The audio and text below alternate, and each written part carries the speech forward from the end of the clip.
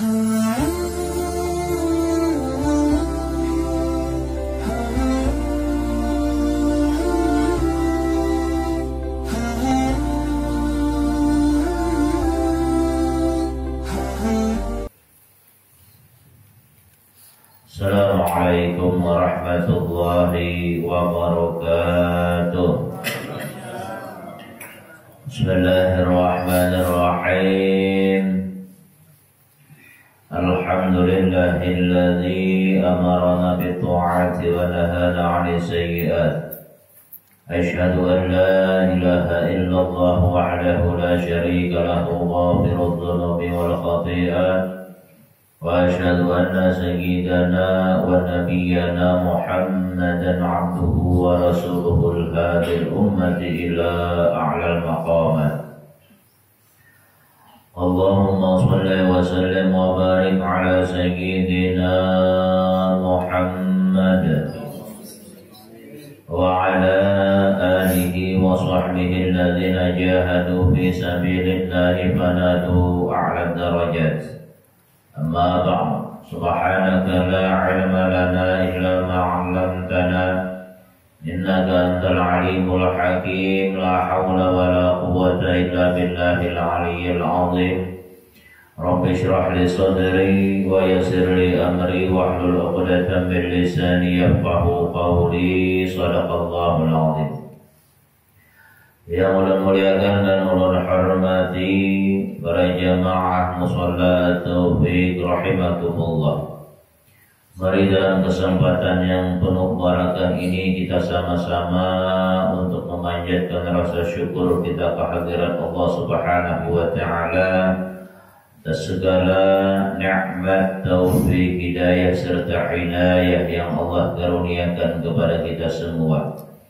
Salawat dan salam semoga selalu Allah curahkan dan limpahkan pada junjungan kita Nabi besar Sayyidina Muhammad sallallahu alaihi wasallam serta keluarga, sahabat dan pengikut-pengikut beliau ila yaumil qiyamah.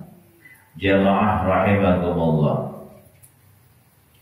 Bismillahirrahmanirrahim. Qala musannif rahimahullahu ta'ala wa nafa'ana bihi wa bi 'ulumihi fid dharain amin.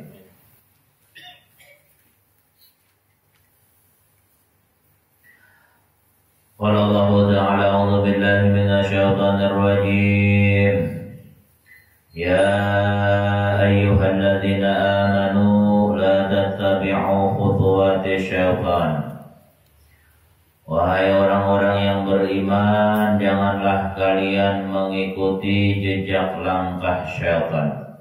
Ay bi'isya'atil fahisyati, yaitu dengan menebarkan segala macam kekejian atau perbuatan keji. Wa qara'ana fi wal bazi wa Abu Bakar wa Abu Ammar wa Hamzah bisukuniha. Wa may yattabi' khutuwati syaitan, dan barang siapa yang mengikuti jejak langkah syaitan, fa innahu ya'muru bil fahsya'i wal munkar, maka sesungguhnya syaitan itu memerintahkan untuk berbuat keji dan kemungkaran. Bayanul 'iddatin nahyi 'an isba'ihi, ini sebagai keterangan sebab kenapa dilarang mengikuti langkah syaitan. Karena syaitan ini menyuruh nang kada baik, menyuruh berbuat keji dan munkar, menyuruh untuk melakukan hal-hal yang diharamkan oleh Allah Subhanahu wa taala, melakukan perbuatan maksiat, melakukan perbuatan-perbuatan yang bernilai dosa di sisi Allah, itu keji. Adapun munkar adalah meninggalkan apa-apa yang diperintahkan oleh Allah Subhanahu wa taala. Intinya setan itu kada ada menyuruh manusia untuk berbuat baik. Disinilah Allah Subhanahu wa taala melarang kita jangan sampai mengikuti jejak langkah setan. Maksudnya jangan sampai menggawi gawian yang dikatujui oleh syaitan. Apa yang kita perbuat waktu hidup di dunia ini jangan sampai tak banyak nang dikatujui syaitan daripada nang dikatujui oleh Allah Subhanahu wa taala. Kalau misalnya orang banyak menggawi hal-hal yang dikatujui oleh syaitan, berarti inya kada menjadikan syaitan sebagai musuhnya. Padahal Allah Ta'ala menyuruh kita untuk benar-benar menjadikan syaitan itu sebagai musuh. Syaitannya berusaha sedapat mungkin agar manusia jangan sampai melakukan amal kebaikan. Umpamanya dalam hal sedekah, syaitan itu tahu. Wa syaitanu harisun fi mar'in nas fi sedekah. Syaitan itu berusaha sedapat mungkin betul-betul jangan sampai manusia bersedekah. Syaitan menyuruh supaya manusia pamalar. Kenapa? Karena syaitan mengetahui betapa besarnya keutamaan yang terdapat di dalam sedekah. Ketika kita mau nina atau kawak bersedekah, kawak itu bahasa Jawanya iso, ya kan? Kawak kita bersedekah, maka Allah akan memberikan keutamaan bukan hanya di akhirat saja, tapi sejak di dunia sampai akhirat diberikan keutamaan oleh Allah Subhanahu wa taala. Di antaranya dikatakan dalam salah satu kitab bahwasanya mawin fawaidi shadaqah anna tadfa'ul bala wal marad.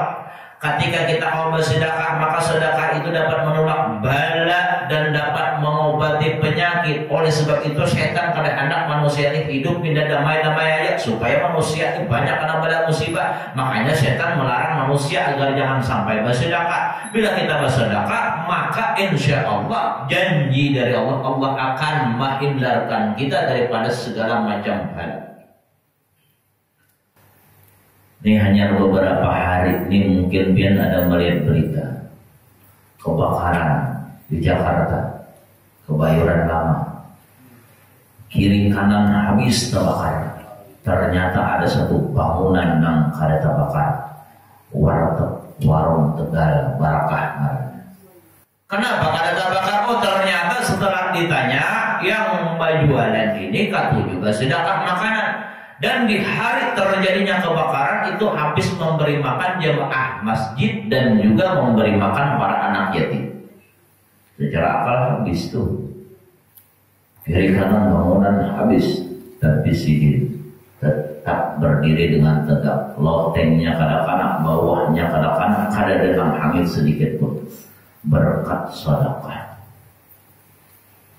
Makanya kita kalau hidup di anak berberkah, saban hari atau seminggu sekali ada bersedekah walaupun sedikit, walaupun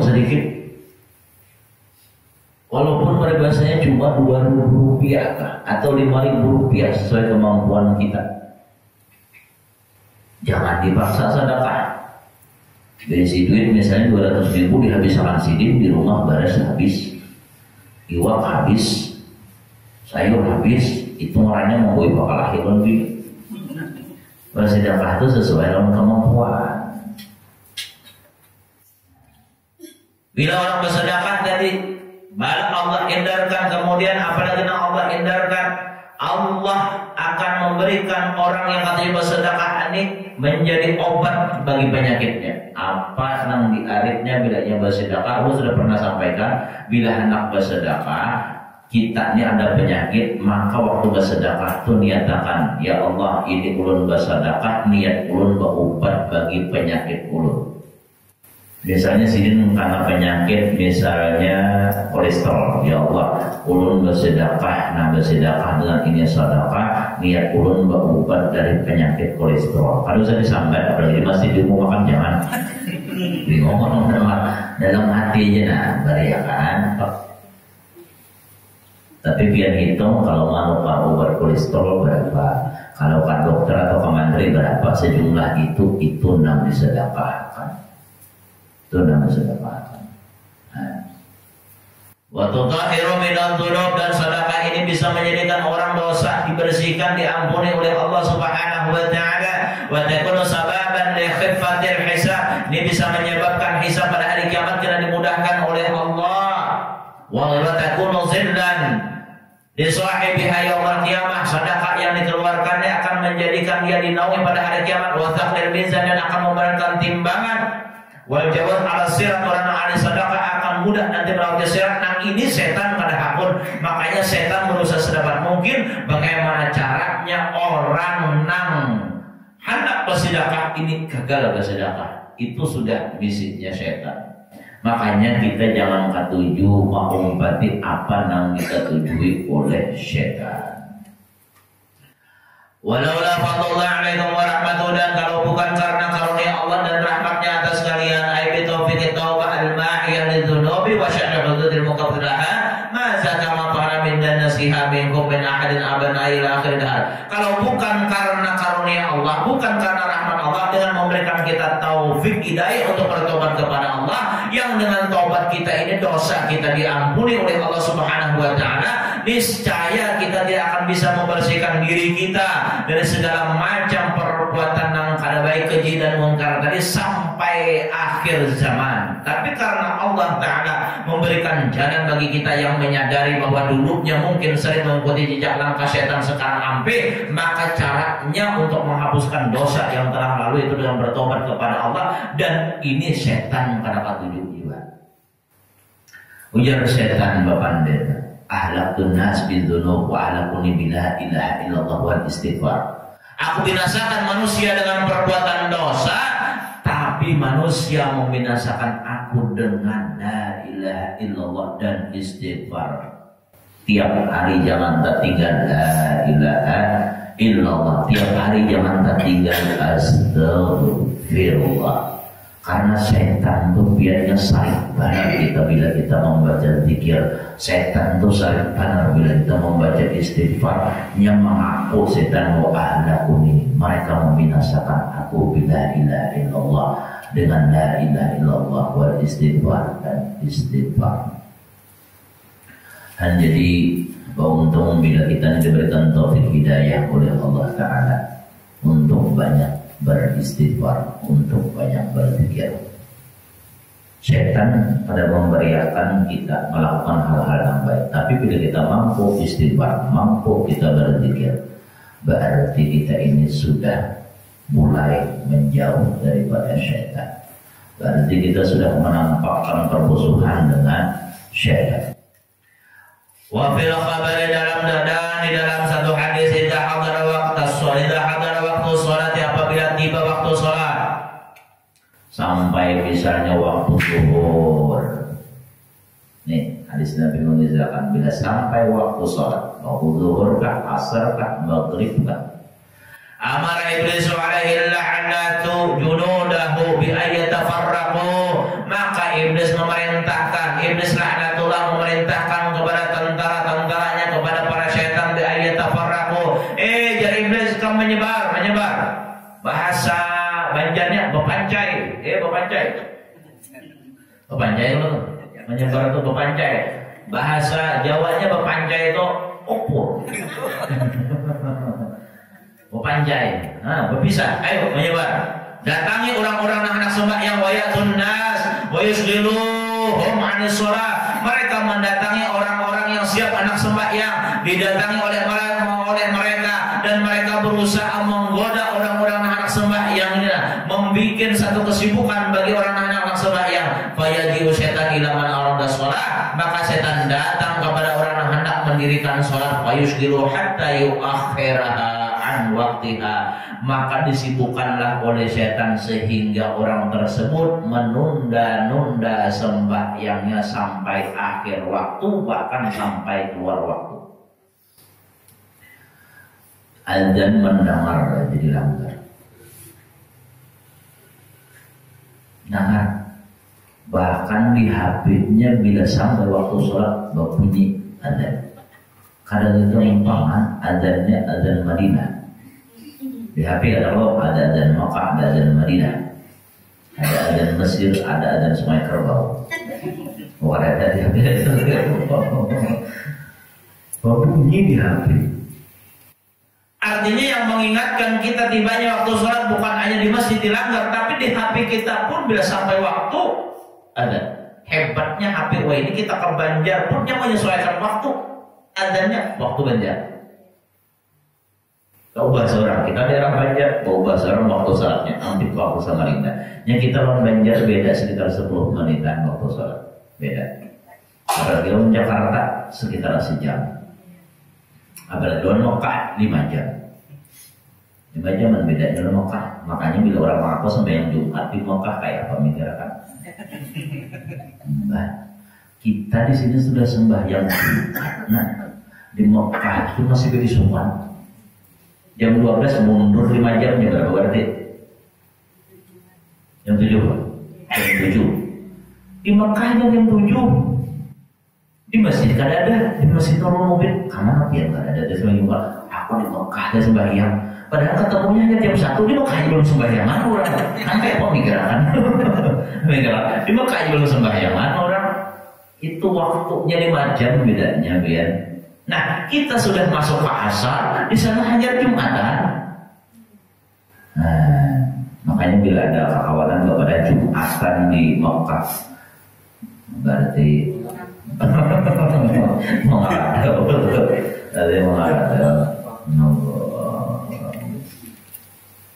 waktunya berakhir.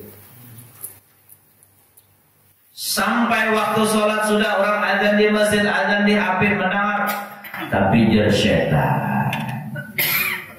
Kamu jangan sembahyang dulu. Kita mau kawan nikah, jadi ada tamuan. Nah, ada sembahyang sudah nih, mau ambil pulang ke HP, mau kawan-kawan. Nah, jadikah awal kita bertemuan, jadikah kita tulakan, jadikah kita berimbai ke pengantin, jadikah kita berimbai ke orang beranak. Bukan hanya WA mengirim aja, akhirnya membuka status pulang, membaca status orang pulang. Bukan hanya itu, akhirnya pindah lagi ke YouTube pulang, menonton Doraemon di YouTube pulang. Orang Yogian. Karena pulang buka ke Facebook, nah ini dia kada terasa mulai zuhur, akhirnya mengikuti HP itu, biar kada terasa sejam 2 jam, dan kuring kurangnya bangun pas kurang kamar, hanya raja kamar asar. Ada beberapa kamar zuhur ya. Nah, hati-hati, biar setan itu ketujuh benar. Bila orang ini menunda-nunda sembahyang, apalagi sampai keluar waktu, setan itu keampit bergadanya. Kalau ini misalnya menunda masih dalam waktunya masih kurang lebih, tapi kalau sudah keluar dari waktunya, ini yang dikatakan oleh Allah Taala, fawailul lil musallin alladzina hum an salatihim sahun. Celakalah orang-orang yang salat, itu mereka yang lalai dalam salatnya. Nabi menafsirkan ini ayat, ujar Nabi maksud lalai di situ, humul ladzina yuakhiruna shalah an waqtiha. Itu mereka yang menunda-nunda salat, melambat-lambatkan salat sampai keluar dari waktunya. Ini orang yang celaka, walaupun dia sembahyang tapi tak keluar waktu, itu sudah wail, celaka. Ada juga ulama menafsirkan wail itu adalah neraka. Di dalam neraka itu ada namanya wail, jurang neraka. Neraka wail. Satu jurang neraka namanya al-wail. Dan jadi setan itu kafir benar menunda-nunda, menyuruh kita menunda-nunda sembahyang itu senang banget. Kayaknya aja jadi menunda sembahyang, tangguh. Nah, caranya jadi tukang, maaf, jadi tukang bagawian sampai adzan sudah nih asar, pakai aja dulu nih, tanggung gawian karena perasaan para maghrib sampai ke rumah mandi-mandi kurang adzan, lagi gawiannya jauh, bagaimana? Itu setan ketujuh benar bila orang itu melambatkan sembahyang. Nang melambatkan sembahyang, dia ketujuh setan apalagi orang yang pada sembahyang. Fa'ilam yaqdir ala dzalika bi amri ya'muruhu bi an la yutimma ruku'aha wa sujudaha wa qira'ataha wa tasbihaha. Apabila setan kalau menggoda orangnya, ujar setan kamu kan aja sembahyang, tetapnya berdiri, tetapnya berwudu, tetapnya siap-siap sembahyang, mau orang sajadahnya, maka ujar setan, ikam jangan menyempurnakan ruku, sujud dan bacaan ikam dan tasbih ikam, bahasa kitanya ujar setan, ajilu ajukan sembahyang. Nah, ya namun baca Fatihah itu tak pungkal, baru itu tak pungkal baca Fatihah. Rokoknya beberapa tahayul langsung orang tuh pin bila rokok kayaknya wah Rasulullah Allah pada sah berarti kan betul maknina kan sampai berdiam langsung model kayak nang ayam matok belum pernah gitu kan ayam matok itu kan sudah diam tutup yang tutupnya kayak itu ayam terus matok langsung nyebangkat atau kita sekitar rokok itu bilanya langsung bangkat belum diam lagi itu berarti kan betul maknina orang kan betul maknina berarti meninggal rokok sembahyang. Laju-laju dia cinta sujudnya laju-laju beberapa tahayul apa sujud bangkit sudah baca tasbih laju benar. Nah ini setan menyuruh ya setan kita melajui aja lajui bacaan. Nah apalagi nanti di luar ini kiau sudah cil mau gula cil maknanya sih mau perapas nggak bayang. Nah ini bahaya benar deh setan mau ada juga menggoda nangka itu tuh. Nah, makanya bila kita sembahyang tuh baca mawas-was kita tinggalkan. Cakanya lebih banyak iwak tuh nak muntah orang adan jangan menanggar iwak dulu. Tentukan sembahyang jangan menanggar. Ini kadang mau buat ke iwak sembahyang sih Allah Akbar. Kacium mau hangit itu bisa mau perapas tuh sembahyang tuh. Ini bisa perapas sembahyang tuh akhirnya tuh.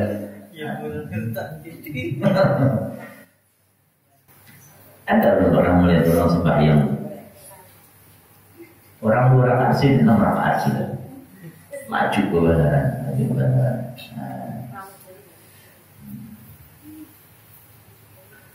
santai sembahyang tuh santai al-ajilatu minasyaitan biar Nabi tergesa-gesa tuh sifat syaitan kita tuh jangan tergesa-gesa makan kak jangan tergesa-gesa santai bagi makan disampurin hanya di bangkit itu santai ya kamu tahu sulungnya ya santai ya makan jangan tergesa-gesa sembahyang baca yasin gabian jangan tergesa-gesa biar hafal santai aja baca yasin tuh jangan tergesa-gesa.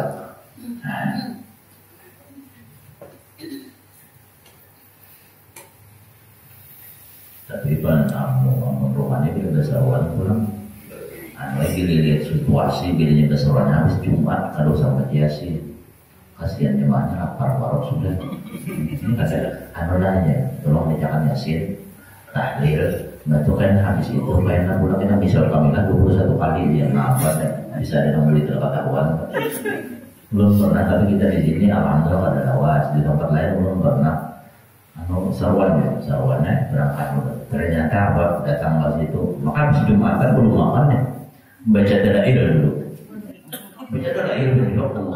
pas sejam baca dalail membantu Yasin membantu tahlil mau lu hitung mungkin 2 jam udah situ ya Allah kalau besar 2 jam ya pernah di rumah diri tapi di daerah kita baca manakib ya manakib saya saman kan 4 hadir di situ juga nih sakanya baca manakib tuh mulai awal sampai habis cuma 2 jam lebih ya. Nah jadi kita bisa memimpin tak ini bijaksana aja lah. Artinya lihat situasi apalagi kawan sepuh sudah paham. Fa'ilam yaqdir 'ala dzalika yusghilu qalbahu bi asghali dunya apabila setan pada menggoda manusia tadi. Oh iya tetap aja sembahyangnya pakai tumaknina, rukuknya disempurnakannya, sujudnya disempurnakannya, bacaannya disempurnakannya, tasbihnya pun 3 dibacanya. Maka setan apabila kadang awak menggunakan itu, maka setan menggoda pulang bi asghalid dunya. Setan ini menyibukkan hatinya supaya orang ini memikirkan urusan dunia. Biar setan pikirkan masalah ini, hanya angkat takbir sudah setan tuh menjauh macam-macam. Biar setan pikirkan ikam duit barak habis, pikirkan gawian ikam ada tuntung-tuntung, pikirkan dia setan ada ikamnya nak daftar sekolah. Itu nang disuruh oleh setan mau orang sembahyang. Iya nang bisa ada ingat berperakaat kok. Berperakaat apa nih? Berperakaat kok sembahyang nih ya. Raja kita kan seorang andang kayak itu tuh ada ingat rakaatnya. Kenapa? Setan menyuruh kita mengingati macam-macam.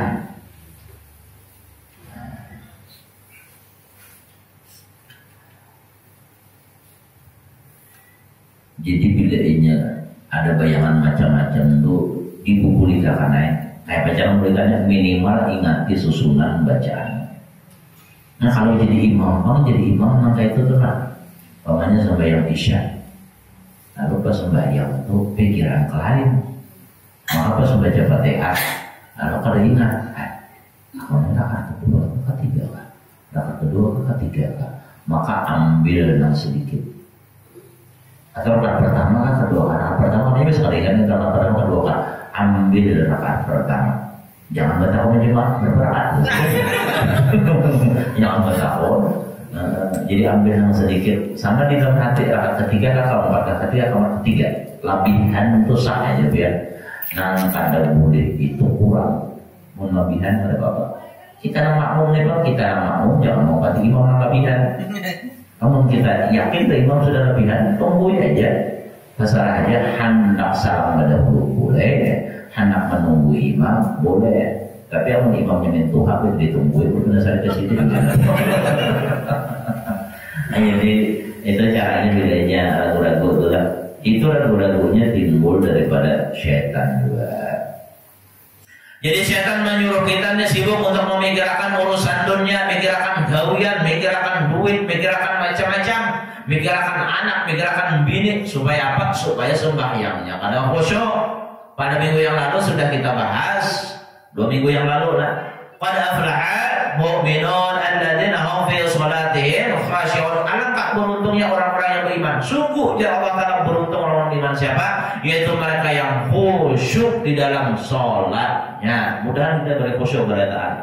Karena khusyuknya biar pada gampang-gampang ngalih, tapi hendaklah kita usahai. Fa'idam yaqdir ala syai' min dzalika dzaba khasran dalilan, apabila kada kawa juga menggoda manusia supaya melambatkan sembahyang kada kawa, mengganggu manusia supaya nyalakan sembahyang belaju, nyelas supaya betul-betul kada kawa, mengganggu manusia supaya hatinya sibuk memikirkan dunia kada kawa, maka setan dibajau dengan perasaan yang sangat hina. Bayang iblis al-la'natu bi ayyut yaqul bi ayyut takut dari syaitan wayar bibir bar. Maka iblis menyuruh kepada anak buah yang lain, nang gagal membudak orang itu lempar ke laut. Mujar iblis sedih. Jadinya iblisnya sakit bilanya anak buahnya tuh gagal membudak orang beribadah kepada Allah Subhanahu wa taala. Makanya kita sembahyang itu kan membaca surah An-Nas biasanya supaya jangan sampai diwaswas oleh syaitan.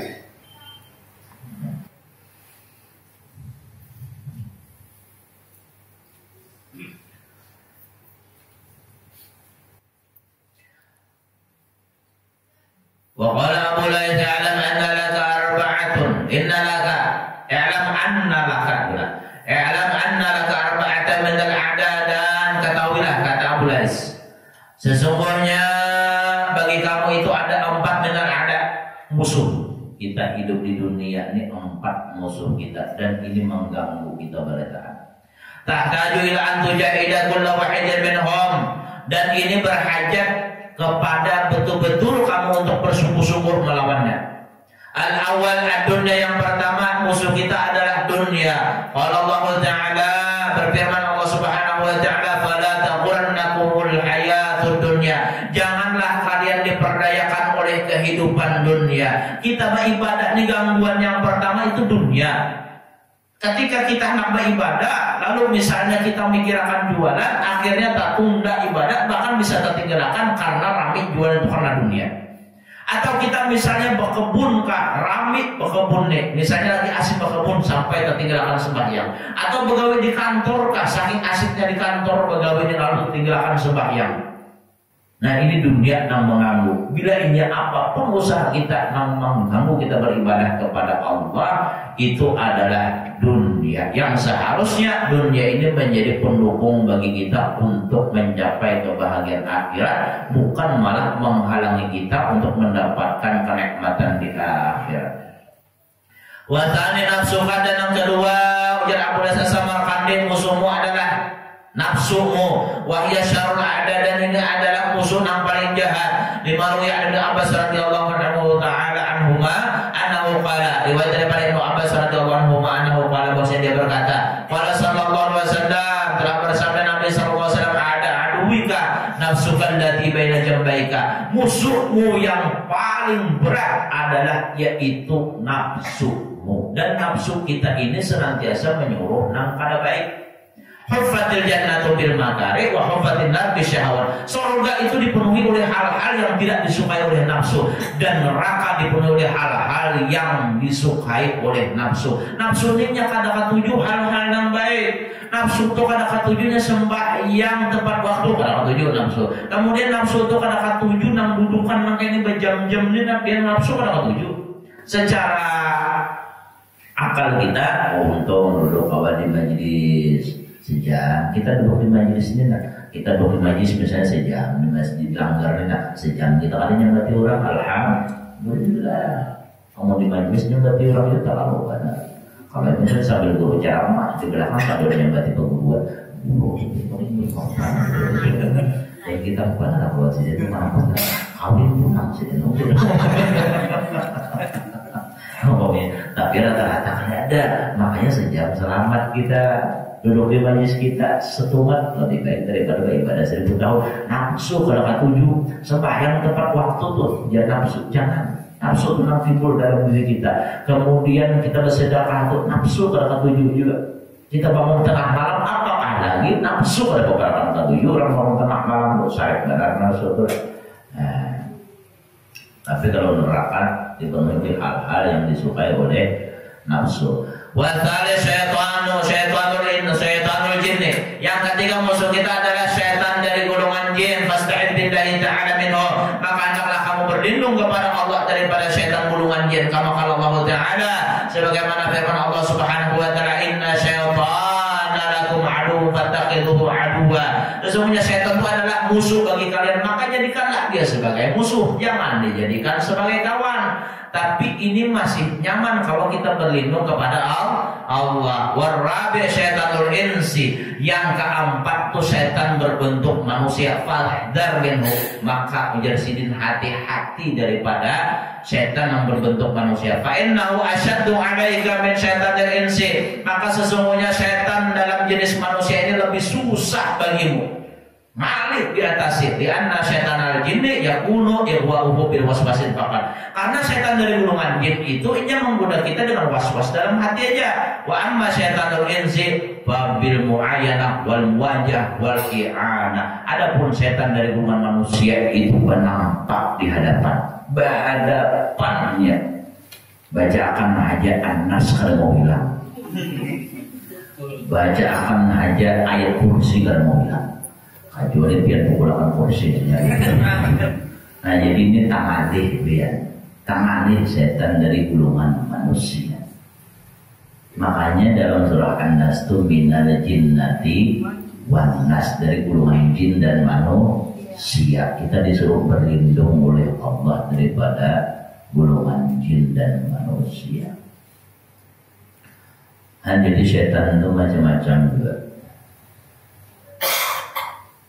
Wadaka wa dzukir an Wahab bin Munabi, dan disebutkan dari Wahab bin Munabi annahu qala, bahwasanya dia berkata, amara Allah Ta'ala iblis ayat ya Muhammadin alaihi salatu wassalam. Allah Subhanahu wa taala memerintahkan iblis untuk mendatangi Nabi Muhammad alaihi salatu wassalam, wa yujibuhu an kulli ma yas'aluhu, dan Allah perintahkan kepada iblis untuk menjawab setiap pertanyaan yang diajukan oleh Nabi Muhammad. Faja'u ala surati syaikhan safihin wa biyadi uqazah, dan datanglah iblis di hadapan Nabi dalam bentuk orang tua, kemudian membawa tongkat di tangannya. Mengungkuk iblis itu paling nggak tujuh menyerupai orang tua, nang mukanya jelek, bertongkat. Tapi bagi kita yang umur lebih 40, mau berisi tongkat, itu sunnah dia itu bertongkat tuh. Sekali-kali bertongkat walaupun cuma di rumah.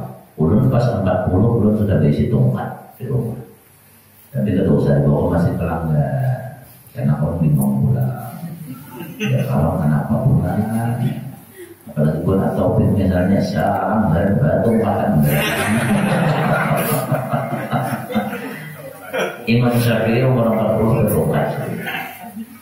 Makanya jangan bingung guru-guru kan anom-anom mesti bertongkat itu sunnah. Bila umur 40 bertongkat supaya ingat bahwa kita ini akan melanjutkan perjalanan ke alam berikutnya. Kalau kadang-kadang memakai keluar di rumah barang bisa tongkat. Tapi tongkatnya udah bagus. Saya tongkat kayu kan. Mana kemarin kau mukul. Tapi ujian bagus bisi tongkat ya. Sekumpul ada juga tongkat atau mesan awal gitu.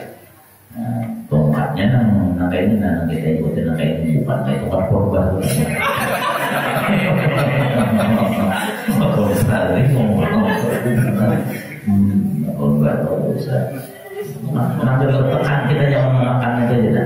Nah, ada guru pernah bagi salam umur guru umur 40 jadi sudah berniat nak bertongkat, berniat merompat bulu. Ternyata di sini ada tongkat orang tongkat. Soalnya pas di sini ukur baju ada sekali mau tongkat sudah berniat kada laksanakan akhirnya diberi teguran oleh Allah karena sudah berniat. Nah, bagus sudah tongkat dua di rumah. Apalagi kayunya kayu yang bagus sudah.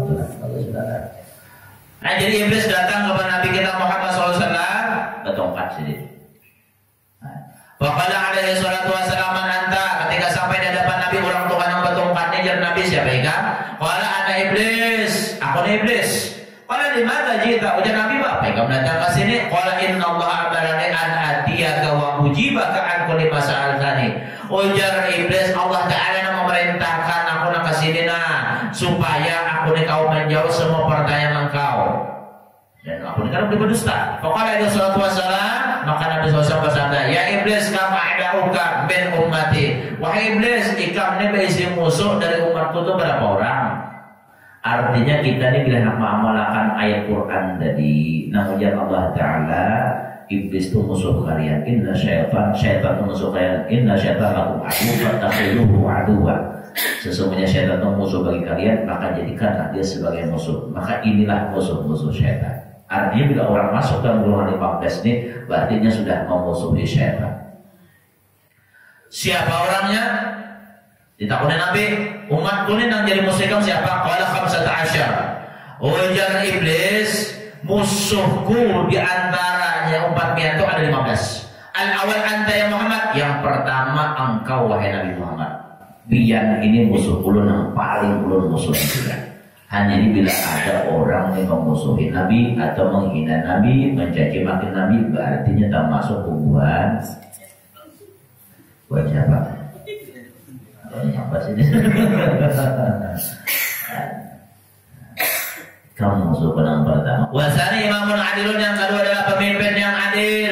Orang pembelaannya jadi seorang pejabat, baik pejabat pemerintahan kah, polisian kah, atau tentara atau apapun yang menjadi pejabat anggota DPR kah, yang jelas dia pejabat jadi pemimpin. Kemudian dia berlaku adil, tidak korupsi, tidak menyakiti rakyat, tidak menjadi pengkhianat bagi rakyat. Ini musuhnya setan. Tapi kalau orang ini jadi pejabat, dia korupsi, dia menyakiti rakyat, rakyat tambah lawas, tambah sengsara, harga barang tambah naik terus, hintalu naik pula. Hintalu naik terus, naik hintalu. Beres, benaik, iwak, benaik. Apa yang betul?